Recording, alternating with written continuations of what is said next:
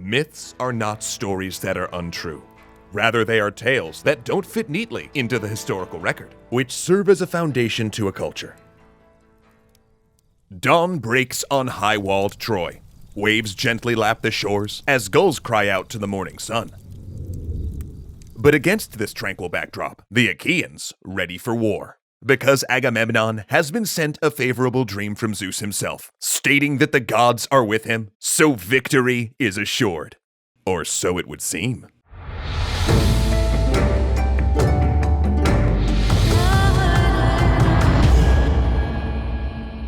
The time has finally come. After 9 long years, the Trojans will meet the Achaeans in battle once again. The armies advance, and as they draw close, Paris steps forward from the Trojan ranks, frightfully adorned in a leopard skin, with a curved bow on his shoulders and 2 bronze-tipped spears. He then dares any of the Achaeans to meet him in single combat. Menelaus sees this and immediately accepts the challenge, eager to finally end things and enact vengeance on his rival. But then Paris is so intimidated that he falls back into the Trojan ranks. Turns out spending 10 years hiding out at home isn't the best practice for battle after all. But while the Achaeans laugh and mock Paris, his brother Hector, commander of the Trojan forces, rebukes him. "Are you nothing but good looks? Or is there a warrior in there? Where is the man who was willing to risk everything to get what he wanted? You stole that man's wife. Go and learn what kind of man he is." Paris is ashamed. His brother is right. He will fight for Helen. He agrees to the duel, and Agamemnon and Hector call a truce to determine the conditions. Menelaus and Paris alone will fight, and the victor will win Helen. But no matter who wins, the Achaeans and the Trojans will declare peace, and the Achaeans will sail home. The duel begins. Paris strikes first, throwing a spear, but it lodges in Menelaus' shield. Menelaus then prays, "Lord Zeus, grant me vengeance on the man who has wronged me. Let me break him beneath my hands, so that even generations to come will shudder to think of betraying another man." The prayer complete, he throws his spear, and it cuts through Paris' side, injuring him but sparing his life. Menelaus then draws his sword and moves in to strike the finishing blow, bringing his blade down upon Paris' helmet. But the armor holds, and Menelaus' weapon shatters on impact. Frustrated, he grabs Paris' helmet and drags him toward the Achaean line, while Paris chokes and struggles. And then the Achaeans descend on him until he's barely conscious.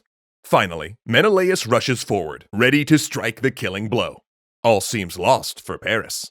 But as fate would have it, Zeus was not the only god watching. Seeing that her favorite mortal was in peril, Aphrodite descends from Olympus and whisks Paris away to the safety of his own home in a thick cloud of perfumed mist. When the mortals realized what has happened, Agamemnon steps in front of his army and declares that, since Menelaus was unquestionably the winner, Helen should be returned to him at once. And while the Achaeans cheer, the gods had some deliberating to do.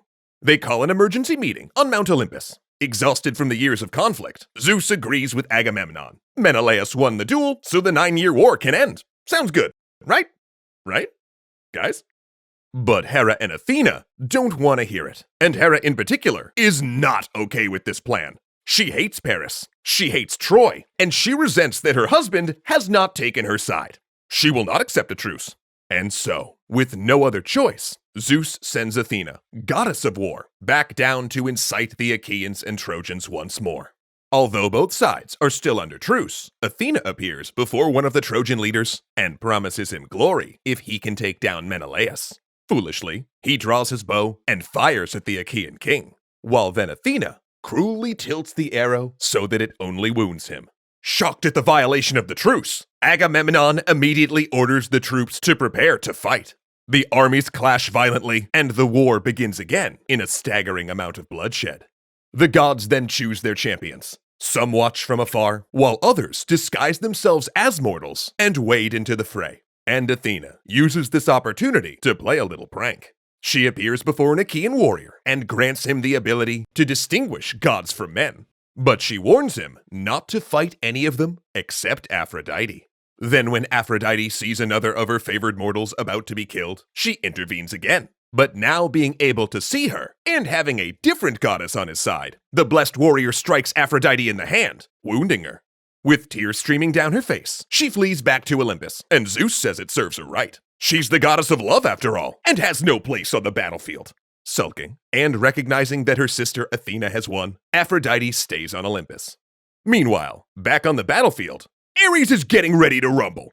With the literal personification of war on their side, the Trojans feel their hearts surge with courage, and their bodies fill with a new strength. Hector's forces rally, and the brutal power of Ares helps them push the Achaeans all the way back to their camp. But now Hera and Athena are upset that their brother is tilting the battle so far in their enemy's favor. So with Zeus's blessing, they fly to the aid of the Achaeans. And as the goddesses empower them, one Achaean is able to drive a spear through Ares' belly. With a furious cry of pain and rage, it is now Ares who retreats back to Olympus. Their brother now off the field, Hera and Athena attempt to swing the battle back to the Achaeans' favor. That is, of course, until Zeus, with some real BD energy, that being big dad energy, tells them that this is getting ridiculous. He commands them to leave the mortals be. This has all gone on too long. So now, with the gods off the field, or are they, the Trojans continue to press their advantage. When night comes, they camp outside of their walls to prevent the Achaeans from sailing back home in the cover of darkness, and to hold on to their advantage for the next morning's fighting. The Achaeans are utterly demoralized. This was supposed to be their day, but now they're on the brink of defeat, with nowhere to run. There's only one person who can help them out of this, and he's been sulking in his tent this whole time. But luckily for the Achaeans, Achilles was about to get angry. And if you were a Trojan, you weren't going to like him when he was angry. Legendary thanks to Ahmed Ziad Turk, Alicia Bramble, Casey Mustia, Dominic Valenciana, Gunnar Clovis, Kyle Murgatroyd, and O'Reels1 for helping to make this show possible.